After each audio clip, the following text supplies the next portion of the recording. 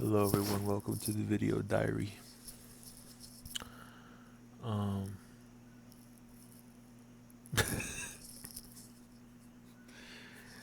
can I be honest with y'all? I didn't want to do this. I didn't want to do this today.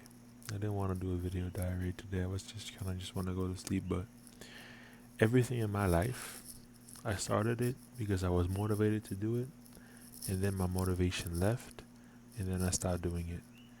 So even though I'm not motivated to do this right now, I want to do it because I gotta at least push through something. At least I gotta do something with discipline. I go to the gym though, so I guess that's enough. I guess, but damn, I'm mogging the camera right now.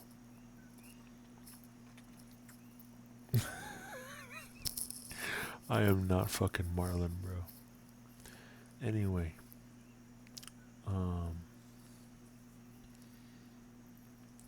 today at my job, today was a good day at my job. Today I had a good day. The day went by really quickly. It was Monday, and you know how it's Monday today, and you know how Mondays people be like, complaining about everything.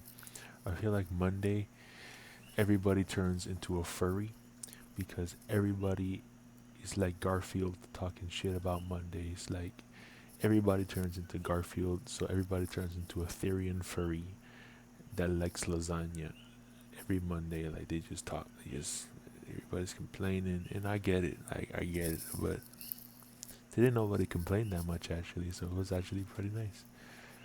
Today was a really good day. Like today was just chill. Anyway,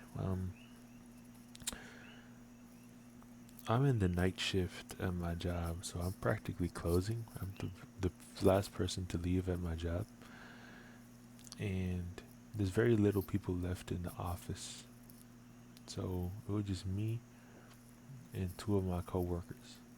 One of my coworkers was this girl that she went through a lot of tough stuff in her life, and she was just talking about it.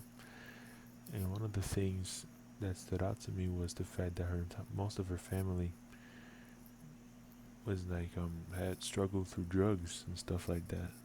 So it was very like interesting to hear and also like a bit heartbreaking, but also it made me realize how appreciative I am of my life, and it made me realize, how weak I am. To be honest, I'm a pretty weak individual. Um,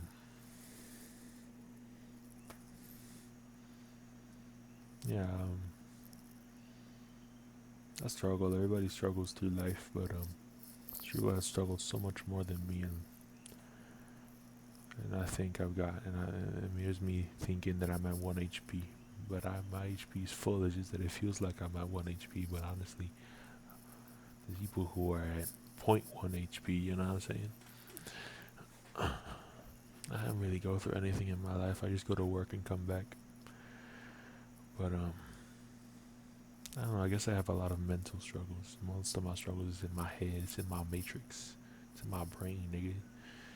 Anyway, while she was talking about how her life was tough and how most of her family has struggled through drug addictions, and how she had to live in a household where everybody was drug addicted, I was listening and I was being attentive to her story, and she would make the occasional joke and we would laugh. And I would try to make the joke and it would bomb, unfortunately. But hey, that's a lot. You miss 100% of the shots you don't take. So I made a couple jokes that bombed. But it was nice. Not all of them bombed. And, she talked about that and it was very interesting to hear. And it made me put things into perspective. And it was very entertaining because, like, it wasn't a boring night. We were just talking. And my other coworker was making most of the questions. I would just sit there and listen, to be honest, and crack the occasional mid joke. But speaking of cracking jokes, while she was speaking on how her family was riddled by drug addiction and how that's a generational curse on her and on some Mr. Morale and the Big Stepper shit, I come here. I'm here now, right? And while I'm thinking about that, before I recorded this video diary, I realized something. Today, it's 420.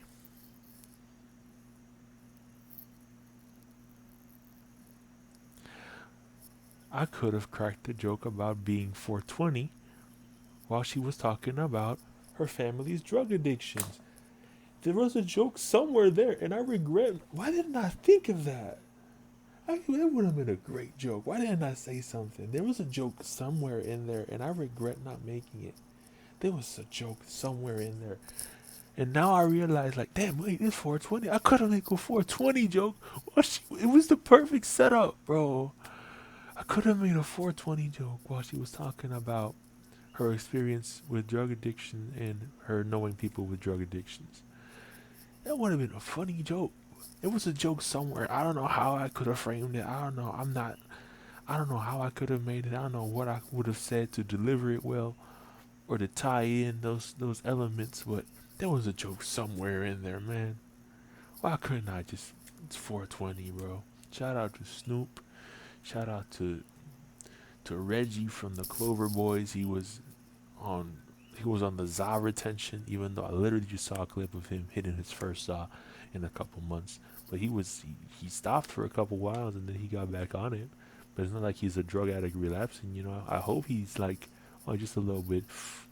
My first ZA, and now his lungs are all clean. It was like it went on fasting, you know. He fasted. But W Reggie for that. It must be hard being a Clover boy and doing a ZA retention, because your entire brand is a green leaf. So you're literally walking around as a Clover boy, looking at green leaves everywhere. How could you not think about hitting the booth? How could you not think about the booth? But I could have made a booth joke on 420 today. 420 on 420.